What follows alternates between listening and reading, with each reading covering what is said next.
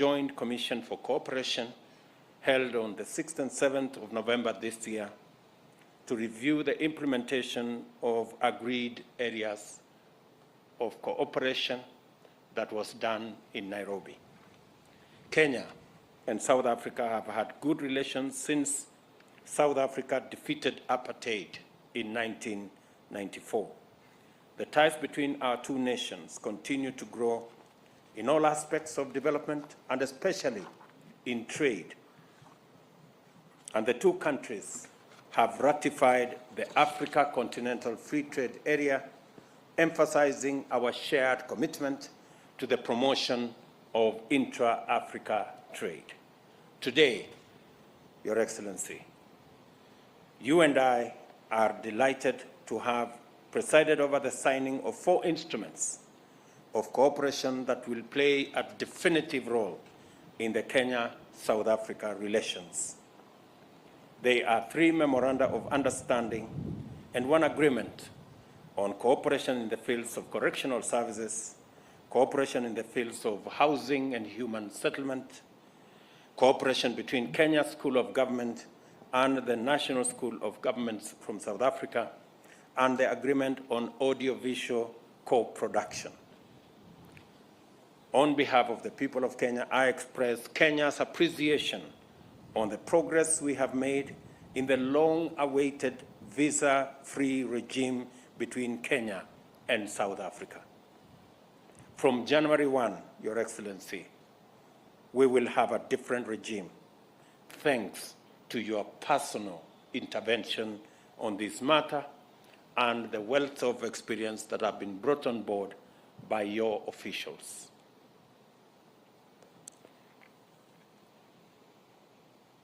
Kenyans holding ordinary passports will be allowed to enter South Africa on a visa-free regime for up to 90 days per calendar year.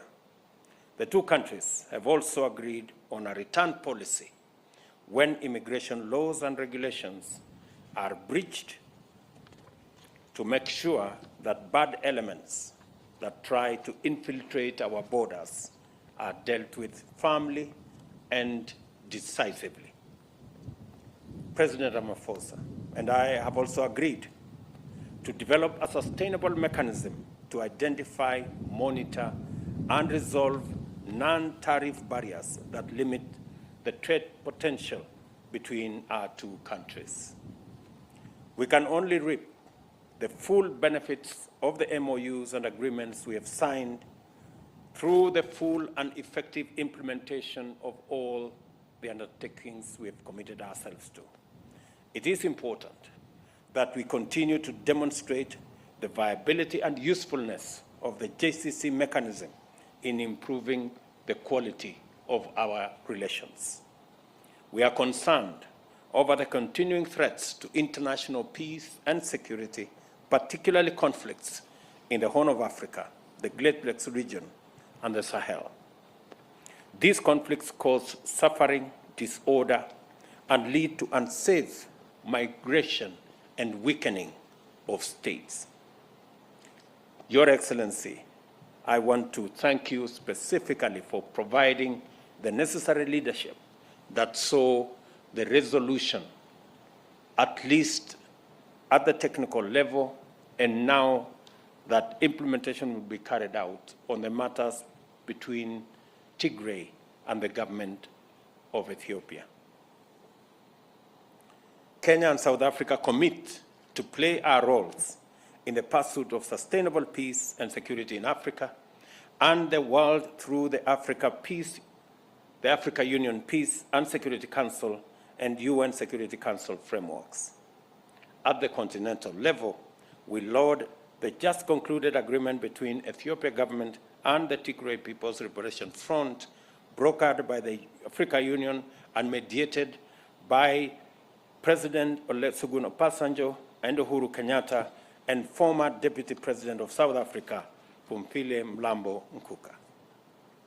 We appeal to all parties to ensure the full and comprehensive implementation of the agreement. Kenya and South Africa recognize climate change as a definitive challenge of our time. We reiterate the implementation of the national determined contributions, including adaptation and mitigation efforts and delivery of finance as agreed in COP27. We urge developing nations to meet their obligations and work with other parties to ensure swift implementation of the Climate Change Finance Delivery Plan. I congratulate you, President Ramaphosa, on the launch of the Just Transition Framework for South Africa during the 6th meeting of the Presidential Climate Commission held on 27 May 2022. President Ramaphosa's leadership continues to steer South Africa to greater heights of economic development. Working together is the only way we can achieve shared desire for closer bilateral cooperation and a stronger strategic partnership.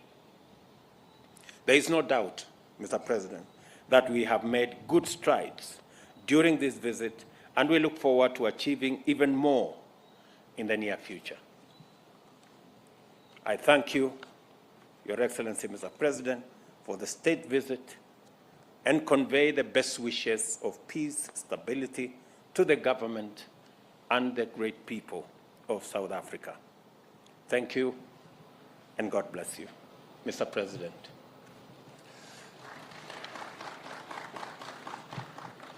Your Excellency, Dr. William Ruto, President of the Republic of Kenya, members of your government and the delegation from South Africa, members of the media, and ladies and gentlemen, I'd like to start off by thanking you most sincerely for inviting me and my delegation to come on a state visit to Kenya.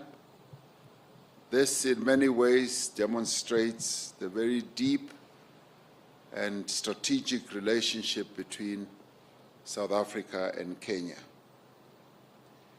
And I'd also like to reiterate our congratulations to you for your election as President of this wonderful country, Kenya, and wish you the very best as you lead this great nation to greater heights.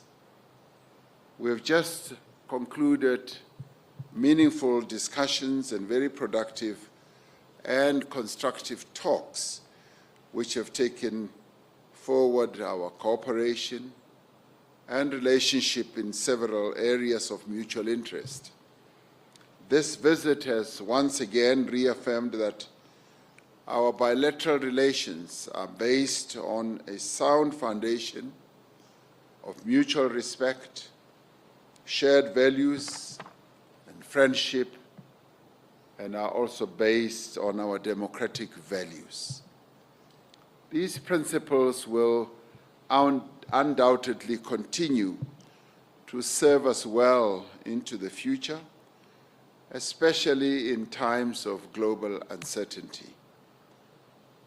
We used our discussion, both our tete-a-tete and our official talks in the presence of our respective delegations, to take stock of the current state of our bilateral relations, while also exploring other areas of mutual interest and possible cooperation. And we recognize that the wonderful foundation that exists between our two countries gives rise to enormous opportunities that our two countries should capitalize on. We also witnessed the signing of agreements and memoranda of understanding, as you correctly said, and this builds on the other agreements that we had signed in the past. We are committed to ensure that the agreements and the memoranda of understanding that we have signed now and in the past will be implemented fully.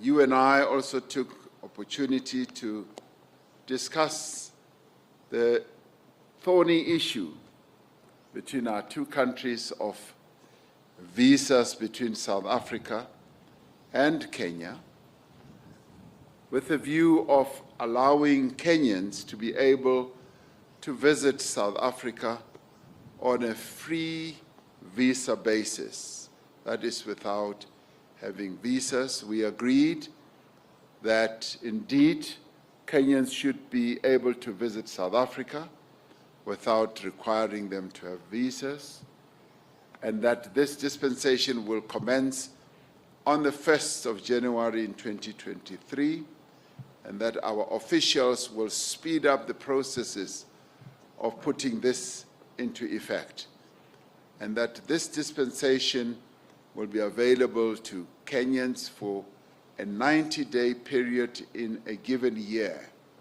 meaning that, yes, can use the 90 days, 10 days, 20 days, or whatever. For the full year, Kenyans will have a full 90 days to be able to visit South Africa, and we will be able to review this and get reports from our ministers within a year and see how this is functioning. This will also be underpinned by other processes that we have agreed should take place, close monitoring of the implementation of this process, and also be able to have a return policy of those, as we call them, elements that would be undesirable to be able to be returned to Kenya. And this, in many ways, just strengthens the relationship between South Africa and Kenya, but more importantly, the people-to-people contact, because as you and I observed, Kenyans and South Africans have multiplicities of relations, both business, social, communal, at a relatives level. They want to be able to travel, and tourism also between our two countries will be greatly enhanced through this.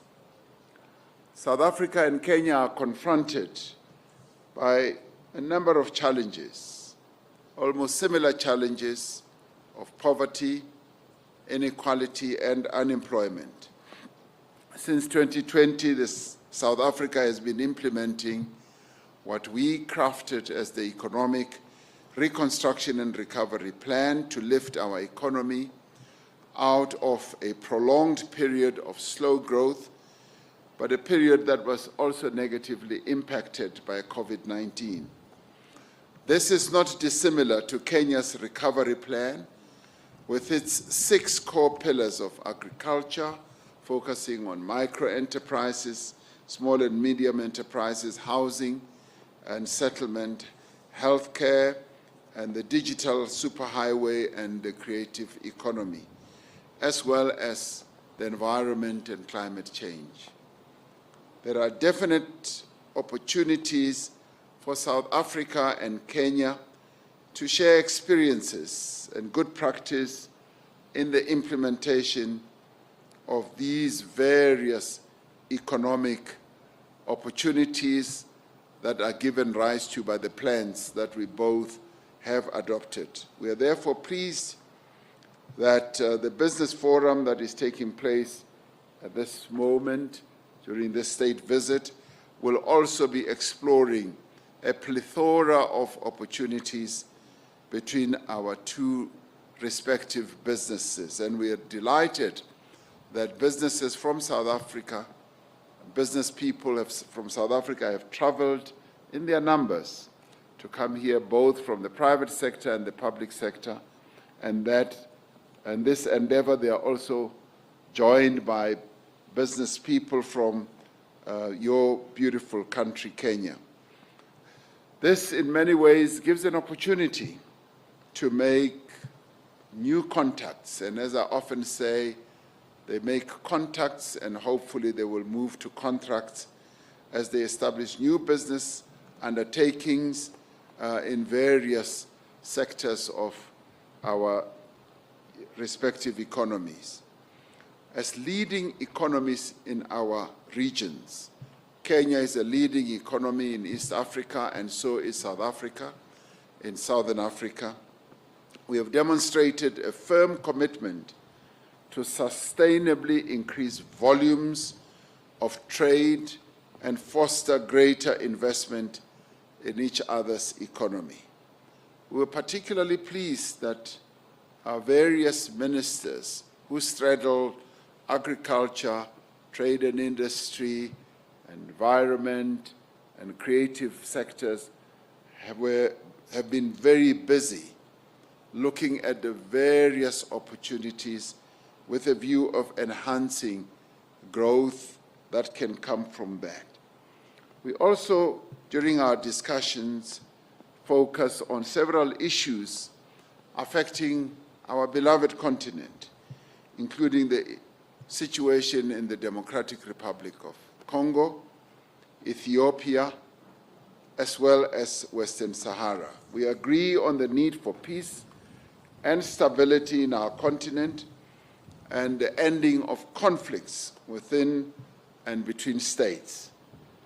Besides destroying lives and livelihoods, these conflicts greatly retard progress in addressing important social and economic issues. We have therefore agreed that we need to remain focused on issues affecting our regions and our continent and not be distracted by other global matters that are not of our making. We advocate for African solutions for African problems. We took time to thank you for the role that you have played as Kenya in helping to resolve the conflict in Ethiopia between the Ethiopian government and the Tigrayans by deploying former President Uhuru Kenyatta to be joined by former President Olusegun Obasanjo of Ethiopia and former Deputy President Phumzile Mlambo-Ngcuka in fostering peace between the two belligerent parties.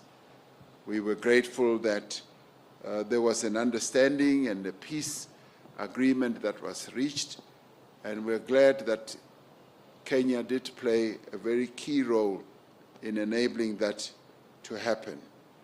And this lives up to having African solutions for African problems, because we have the necessary expertise, experience, the wisdom, as well as institutions and leaders who are able to help our continent to resolve problems affecting Africa. Kenya and South Africa share a common commitment to strengthen and capacitate the African Union to carry out its core mandate of social and economic development of the African people. We have called for global solidarity, fairness, and a rules-based international system, and the reinforcement of multilateralism, which Kenya and South Africa support greatly. And Kenya and South Africa are aligned on the need also to reform the United Nations system, in particular the United Nations Security Council and the transformation of institutions of global governance.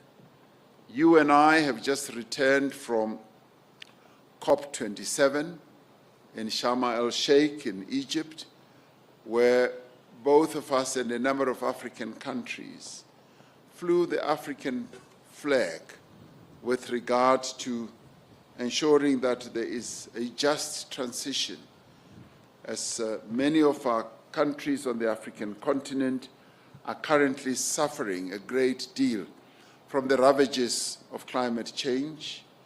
As you correctly pointed out, the droughts that Kenya is experiencing now are unprecedented. And similarly, the floods and the droughts that South Africa is currently experiencing now are unprecedented, and this just goes to show that climate change is serious, but at the same time we need to make sure that the more developed economy countries that have contributed greatly to the climate damage should be the ones who carry the burden of making sure that the loss and the damage that developing economy countries like South Africa and Kenya are properly compensated, and that those countries live up to the commitments that they have made. And thank you very much for congratulating South Africa for reaching the Just Energy Transition Agreement or deal with the 5 countries. But we also are firm in supporting similar deals to be reached with countries that are currently experiencing real great difficulties when it comes to climate change, countries like your own country, Kenya.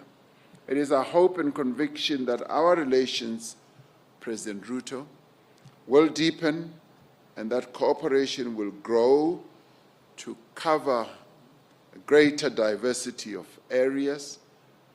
And as you and I said, we've just scratched the surface when it comes to opportunities that lie out there, which you and I will be outlining to the business community who we will meet later.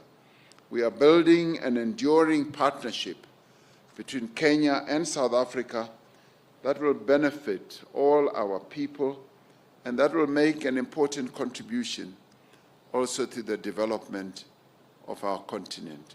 So we thank you for welcoming us here to Kenya. We're really delighted and we almost feel like Kenyans today. Thank you very much.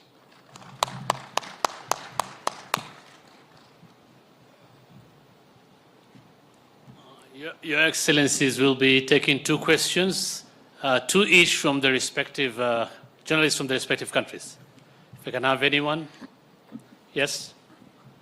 Introduce yourself and the media house you represent, please. Thank you.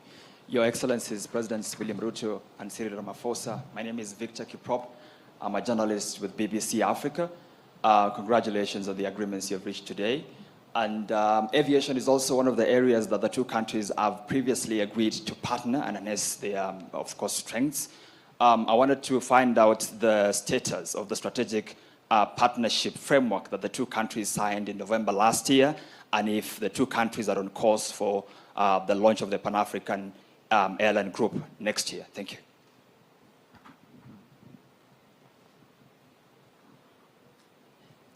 Next question.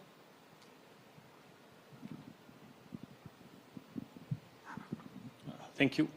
Your Excellencies, my name is Robert Luta. I work with SABC. You just came from Egypt from the climate conference. My question is, many African countries are critical about agreements African leaders signed at the climate change summits, especially loans and commitment to stop using fossil fuels and coal, while developed countries are using these resources. What are your views on this? And this is to the both presidents. Thank you. Okay. I think we can take those 2 first, and then we can take the final 2. On the matter of South Africa Airways and Kenya Airways, this was a subject of discussion between me and President Ramaphosa and our teams, and we have agreed that that agreement should be progressed forwards. It presents an opportunity for both South Africa and Kenya to work together to build a Pan-African airline. We are committed to ensuring that the agreement that was signed between our 2 airlines goes forward. And at the technical level, there is a lot of work going on, and we look forward to making sure that the agreement that was signed eventually brings about a Pan-African airline. And on the subject of the agreements that was signed, I think specifically the agreements that were signed Sharm el-Sheikh were not necessarily about exploitation of hydrocarbons. I think these were green agreements on solar energy, on green hydrogen energy, on geothermal energy, wind and solar energy, progressing our desire to do the right thing. I know there is a conversation as to whether we should not be doing what the developing countries have done. They have exploited their hydrocarbon resources, whether we should not be doing ours. It is our belief that it is always the time to do the right thing. It is also our belief that two wrongs never add up to a right. So while we know the wrongs of the past, we can right them by doing the right thing now going into the future. And that is why South Africa is talking about just transition, and that's why Kenya is escalating our renewable energy resources and exploitation, as was witnessed by the agreements that we signed in Sharm el-Sheikh. Mr. President. Thank you very much, Mr. President. Just to Victor, I want to reiterate what His Excellency President Ruto has just replied to in relation to the question of aviation, and more particularly about discussions that are ongoing between Kenyan Airways and South African Airways. Those discussions are continuing. The need for a strategic partnership has been embraced by both airlines.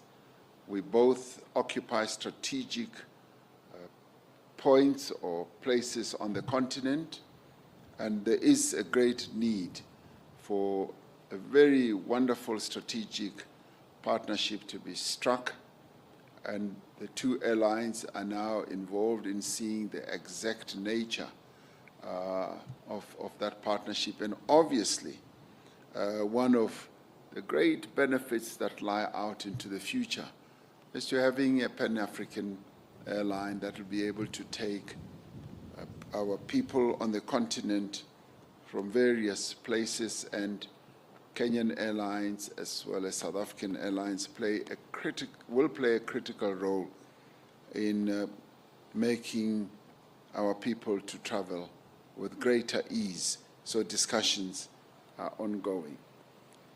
With regard to the question posed by Robert from SABC, many people across the world have congratulated us for this unprecedented, groundbreaking, they have said, agreement, where, as said, a fairly sizable economy on the continent, we've been able to reach an agreement that will harness and bring investment to bear on helping us to address the challenges that we are facing.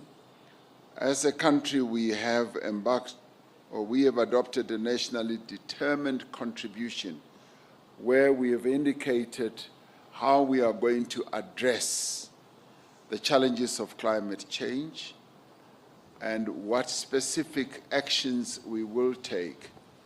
The reality of this matter is that climate change is here. It's here, and we have to address it, whether we like it or we don't. The floods, the droughts, and many other horrific occurrences that are happening, we've got to address. And admittedly, South Africa is, say, the 12th contributor to the climate damage, but Africa as a whole just contributes about 1%. So we have seen the need to address what we can contribute. Now, we have fossil fuel based energy generators, and some of them have been generating electricity for years. One of those has just been retired. And it was not retired because we just wanted to do it. It had reached the end of its life, as it often happens with fossil fuel generated power stations. They reach the end of their lives, and it's our decision whether we want to be ahead of the curve or not and embark on new and renewable green energy sources.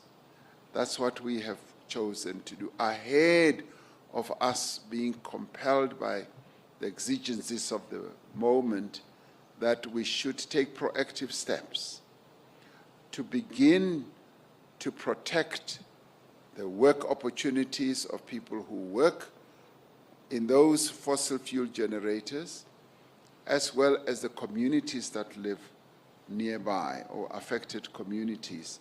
And it is in this regard that we have decided that we need to embark on clean energy transition, where we will look at a variety of renewable platforms. And in this case, we have come up with a business plan that is going to enable us to look at 3 specific areas: how we can generate electricity from a variety of sources. And as a country, we are committed to mixed energy source. There are retiring power stations that are coal-fired that we want to retrofit, to change, so that they embark on another journey, if you like we have done with one Komati, where we are retrofitting it so that it can have a new lease of life, but at the same time, we should be aware of the just transition, be able to ensure that working people are not left stranded and communities are not left stranded. And this is in line with our principle, which is leave no one behind. And indeed, there are other areas that we want to go into. Hydrogen sector beckons. It is calling us. It's a new economy, and this green economy or green process is offering us new opportunities. And we believed that through this agreement we will be able to embark on new opportunities, new interventions, as well as move towards electric cars. South Africa is a very big motor vehicle manufacturer, and many countries, particularly in Europe, are already moving towards electric cars. And our plan is taking us in that direction. We do believe that it will be wrong for us just to remain tied to the old and trusted ways that we've always had, which are depleting, which are really running out of capability, whereas there's a new world, a new economy that is opening up. It has been said by others, President Ruto, that the jobs that could be lost in the fossil fuel energy generation could be easily replaced. One job could be replaced by up to 3 new jobs. And that is the direction that we are headed in. So this renewable energy offers us enormous opportunities in solar, in hydro, in wind, in hydrogen, and in a variety of ways. So we're saying that we should not be fearful. We should be brave enough, so long as the transition does not leave our people behind. Thank you. Thank you. The last 2 questions. Good day, Your Excellencies. My name is Mugelwa Hlachwayo from Reuters. My question is regarding the visa-free agreement. Does the return policy apply to citizens of both countries? And do you see this visa-free policy extending to other countries in the East African community?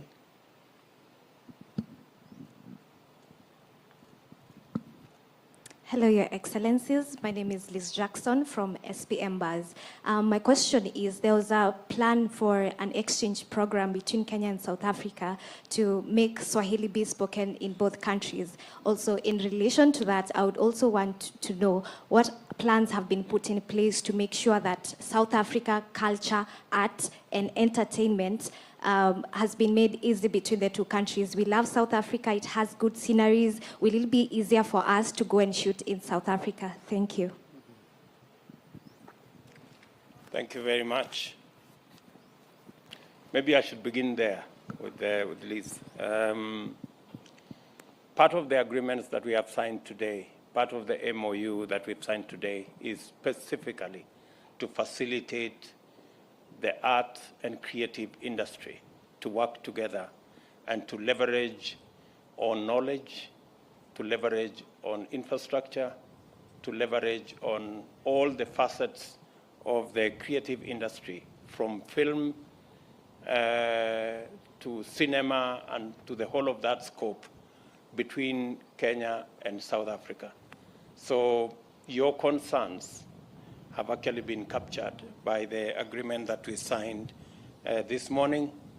Kiswahili continues to be the language of most countries in East Africa, and hopefully is all the way now to Mozambique. And Mozambique is a stone throw away from South Africa. I think it should be, and even Zambia. Greater parts of Zambia already speak Kiswahili.